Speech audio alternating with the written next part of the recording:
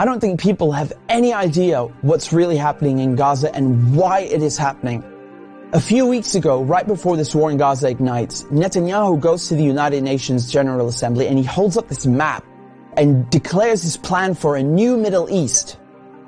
And people are going, what is this stupid line this guy's drawing with a red marker? What it is an economic corridor that stretches all the way from India to the United Arab Emirates, into Saudi Arabia, into Jordan, Israel, and then finally to the entire European continent. I mean, the United States at this point, seeing their influence starting to fade, seeing the relevance of the dollar recede after they stole $300 billion from Russia. You have all these spooks in Washington and Tel Aviv, running around desperately trying to counter BRICS and counter China's new Silk Road. And this is their answer. This is a rival to the new Silk Road.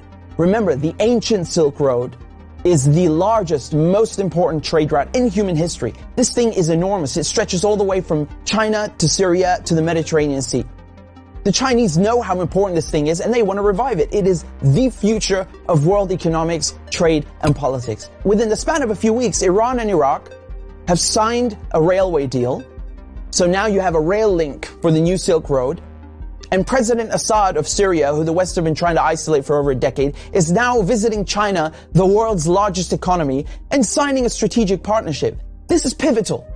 So now the new Silk Road has rail access all the way to the Mediterranean Sea through Syria's port in Latakia. So not just land, but maritime trade. This is crucial. And as enormous and important as all of this is just one aspect. This is just one aspect. You still have the gas. How can we talk about the Middle East without talking about gas and oil? When the US instigated the Maidan coup in 2014, that wasn't just about NATO expansion and encirclement of Russia. This was about surrounding, controlling, and cutting off Russian gas to Europe. Russia is the country with the largest proven reserves of natural gas. Control Ukraine, and you control the pipelines that feed and supply Russian gas to Europe. For decades, you've had US politicians, Republican and Democrat, from every administration, openly saying on camera, we don't want Nord Stream. There will be no longer a Nord Stream 2. We will bring an end to it. You want to have pipelines that don't go through Ukraine and Russia. For years, we've tried to get the Europeans to be interested in different pipeline routes. It's time to do that.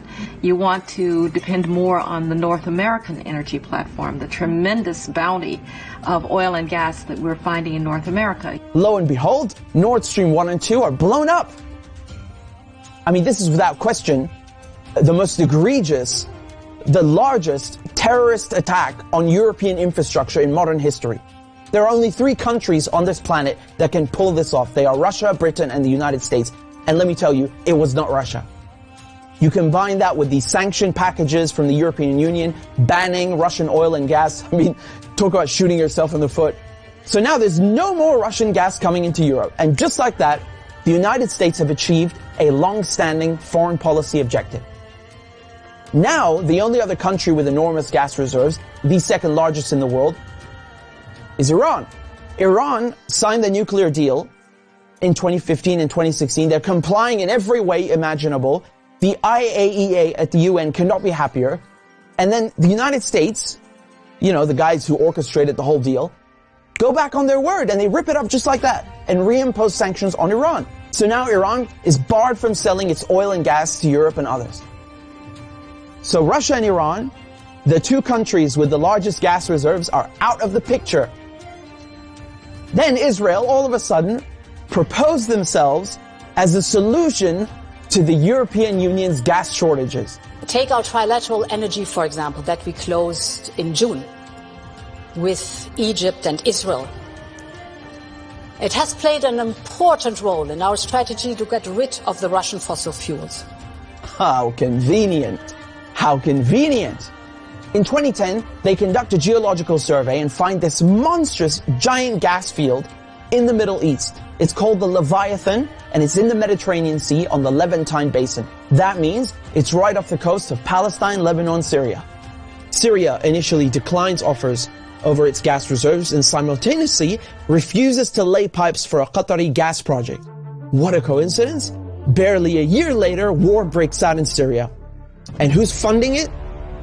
Qatar and Israel and the United States are just some of the parties funding and running this war to overthrow the government in Damascus. Today, the United States control 1/3 of Syria.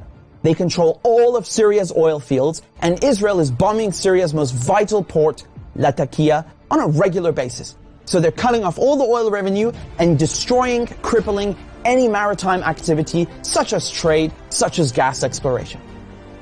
Another major port on the Levantine coast is in Beirut, which mysteriously explodes in 2020. And so Israel, proposing itself as a solution to Europe's gas shortages, shows up with an FPSO, this enormous gas extraction vessel, and tries stealing gas from Lebanon's Karish gas field. And, this reignites a huge maritime border dispute. And Israel has to go and beg the United States to solve this diplomatically, because Hezbollah said, if you steal 1 cubic inch of our gas, we will fire our missiles on your ship. Now we come to Gaza. Gaza also has its own unexplored gas fields. Gaza is also a concentration camp run by the Israelis, and it's been under siege by Egypt and Israel under naval blockade since 2007. I mean, you can't even fish properly, let alone extract gas. And so now, the Lebanese, the Syrian, the Palestinian ports, they're all out of action, and the only working port left in the coast is the Israeli port on Haifa. I mean, how convenient. This makes Israel the only one able to explore gas and implement an economic corridor like the one that Netanyahu held up at the UN. So in other words, Israel and the United States together killed off all the competition, stole their goods, and cornered the